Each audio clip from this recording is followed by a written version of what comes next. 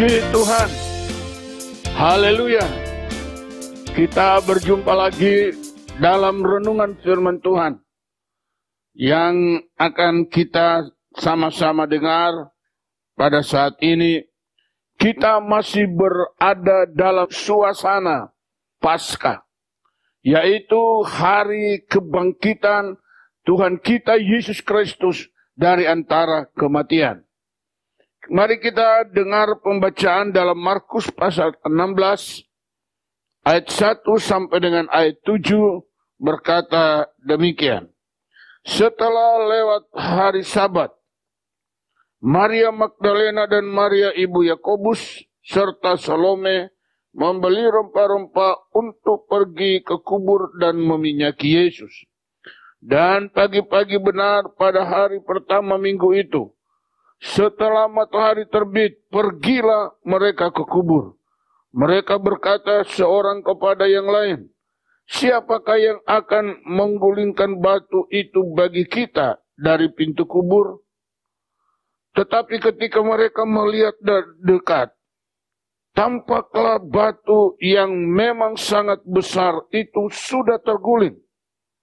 Lalu mereka masuk ke dalam kubur dan mereka melihat seorang muda yang memakai jubah putih duduk di sebelah kanan. Mereka pun sangat terkejut. Tetapi orang muda itu berkata kepada mereka, jangan takut. Kamu mencari Yesus orang Nazaret yang disalibkan itu. Ia telah bangkit. Ia tidak ada di sini. Lihat. Inilah tempat mereka membaringkan dia. Ayat 7. Tetapi sekarang pergilah. Katakanlah kepada murid-muridnya dan kepada Petrus. Ia mendahului kamu ke Galilea. Di sana kamu akan melihat dia. Seperti yang sudah dikatakannya kepada kamu. Puji Tuhan. Sekian jauh pembacaan firman Tuhan untuk kita renungkan bersama pada saat ini. Pertama, kita melihat niat yang baik dari wanita-wanita yang ingin datang ke kubur Yesus untuk meminyaki, merempah-rempai jasad dari Tuhan Yesus. Tetapi dalam perjalanan mereka punya masalah. Apa masalah yang mereka hadapi? Yaitu pintu kubur ditutup batu yang besar. Sehingga mereka berkata, siapa yang akan menggulingkan batu itu? Mereka memang merasa tidak mampu. Mereka tidak kuat. Karena itu mereka saling bertukar pikiran. Siapa yang akan menggulingkan batu itu? Tetapi Bapak Ibu sekalian perhatikan dengan baik. Bahwa setiap niat yang baik pasti akan ada jalan keluar. Ketika mereka sudah dekat, mereka melihat ternyata masalah yang begitu besar menghalangi kerinduan mereka, yaitu adalah batu yang menutup pintu kubur itu sudah terguling. Dan pintu kubur itu sudah terbuka. Mereka pun kaget. Dalam ayat yang keempat berkata, tetapi ketika mereka melihat dari dekat, tampaklah batu yang memang sangat besar itu sudah terguling. Jelas firman ini berkata, batu yang memang sangat besar. Itulah sebabnya mereka saling bicara satu dengan yang lain. Siapa yang akan menggulingkan batu itu? Karena batu itu memang sangat besar. Sebagai tenaga wanita mereka tidak akan mampu untuk menggulingkannya. Tetapi sekali lagi, niat baik mereka Tuhan perhatikan. Dan saudara-saudara sekalian, dan ternyata apa yang mereka takuti itu tidak seperti yang mereka lihat. Nah, Bapak Ibu Saudara sekalian, seringkali kita masih ditakuti oleh sesuatu yang belum tentu seperti yang kita pikirkan. Seringkali kita masih dibayangi oleh ketakutan, oleh hal-hal yang belum terjadi, tetapi bayangan kita sudah begitu mengerikan. Padahal kalau kita lakukan, asal niat kita baik, semua pasti baik. Karena Tuhan itu selalu menolong orang-orang yang berniat baik untuk hal-hal yang benar. Nah, kita lihat lebih jauh. Lalu dikatakan mereka masuk ke dalam kubur dan mereka melihat ada seorang muda yang memakai jubah putih duduk di sebelah kanan. Mereka pun sangat terkejut, tetapi orang muda itu berkata kepada mereka, "Jangan takut. Kamu mencari Yesus orang Nazaret yang disalibkan itu. Dia telah bangkit. Ia tidak ada di sini. Lihat, itulah tempat mereka membaringkan dia." Berikutnya kita perhatikan adalah hal ketakutan. Ketakutan ini seringkali menghantui banyak orang. Bapak Ibu Saudara sekalian yang Tuhan kasih. Saya sudah pernah sampaikan bahwa memang pada dasarnya manusia punya ketakutan. Oleh karena itu Tuhan selalu berkata, jangan takut. Jangan takut. Saudaraku yang Tuhan kasihi. Kita harus ada di dalam Tuhan. Hanya orang yang menyerahkan hidup kepada Tuhan, itu tidak akan takut menghadapi apapun dalam hidupnya. Malaikat itu berkata, jangan takut. Yesus yang kamu cari sudah tidak ada di sini. Dia sudah bangkit. Haleluya.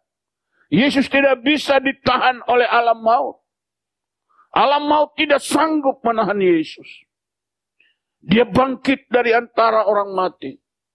Renungan Paskah kemarin, kita mendengar bahwa Yesus kematiannya membawa dia masuk ke alam maut dan dia bawa semua tawanan yang ada di alam maut, dibawa keluar dari alam maut. Dan mereka memperoleh kemenangan yang besar. Demikian kita lihat di sini. Orang itu berkata, dia tidak di sini, dia sudah bangkit. Yesus sudah bangkit. Itulah Paskah. Paskah adalah berbicara tentang kebangkitan Kristus dari antara orang mati. Untuk apa? Untuk membebaskan kita dari seluruh belenggu dosa, agar supaya kita menjadi anak-anak Tuhan yang merdeka, sehingga kita bebas berkarya bagi hormat dan kemuliaan nama Tuhan. Yang terakhir, ayat 7. Tetapi sekarang pergilah, katakanlah kepada murid-muridnya dan kepada Petrus, ia mendahului kamu ke Galilea.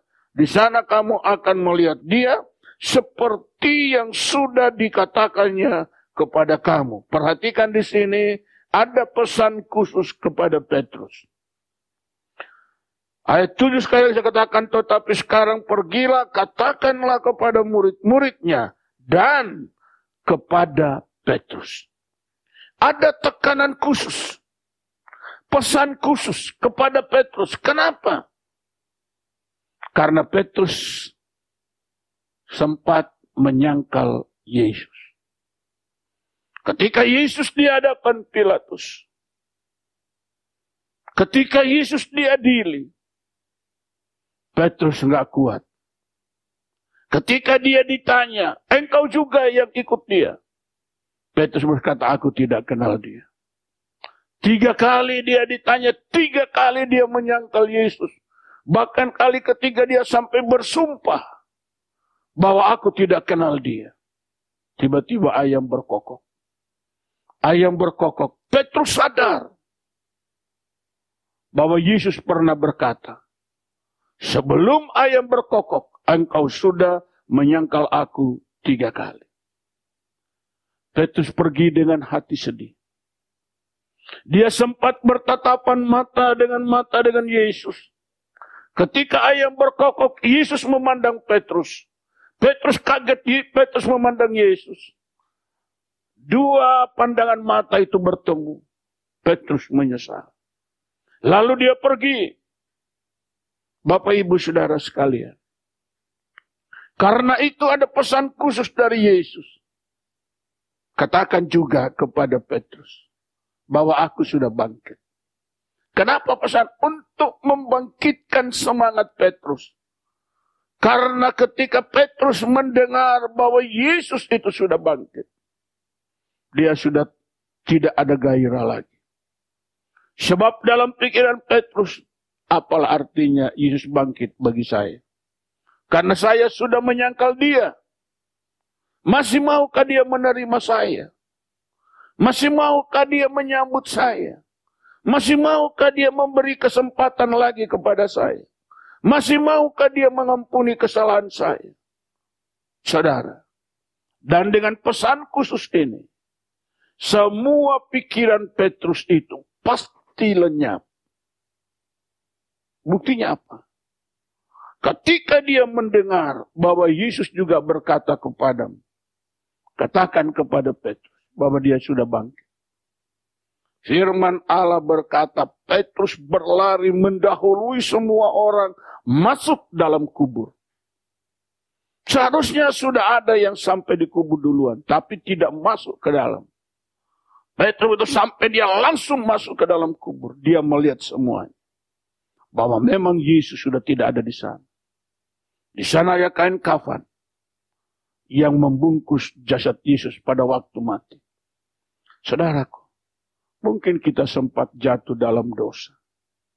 Mungkin kita sempat melakukan hal-hal yang tidak benar.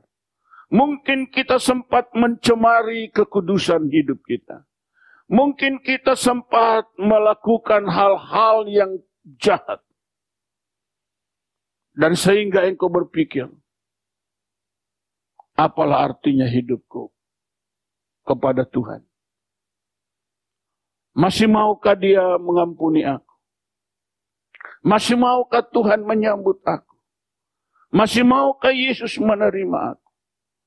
Saudara sekalian, dengar firman Allah. Yesus ada pesan khusus untuk semua kita yang jatuh dalam kelemahan. Dia ada pesan khusus untuk Bapak Ibu Saudara sekalian. Dia ada pesan khusus untuk semua orang yang sudah jatuh dalam kelemahan. Pesan khususnya adalah supaya kita bangkit dari semua kelemahan itu. Karena Yesus sudah bangkit dari kematian. Dia sudah rebut kemenangan. Dan Bapak Ibu kita semua yang sudah masuk di dalam segala kelemahan dosa yang kita lakukan, hari ini bangkit bersama dengan kebangkitan Kristus. Pasca telah memanggil kita semua untuk hidup di dalam kemenangan. Buang semua kejahatan. Lupakan semua perbuatan dosa. Sekarang kita bangkit bersama Yesus. Meraih kemenangan demi kemenangan. Dan kita akan membawa kemuliaan hormat bagi nama Tuhan. Dan kita akan melihat hidup kita akan berubah 100%. Karena Tuhan sudah bangkit untuk kita dan memberikan kemenangan kepada kita sekalian. Inilah pesan yang Tuhan berikan kepada kita semua agar supaya kita bangkit bersama dengan kebangkitan Kristus. Pasca memberikan kemenangan, membawa kemenangan kepada kita semua. Terpujilah Bapa, Anak, dan Roh Kudus. Haleluya. Amin. Puji Tuhan. Bapak Ibu Saudara sekalian yang Tuhan kasihi, kita akan bertemu lagi pada hari-hari ke depan. Sekali lagi saya ucapkan selamat Paskah untuk kita sekalian. Selamat merayakan kebangkitan Kristus dari antara orang mati. Dan mari kita semua bangkit bersama dalam kebangkitan Kristus. Haleluya. Amin.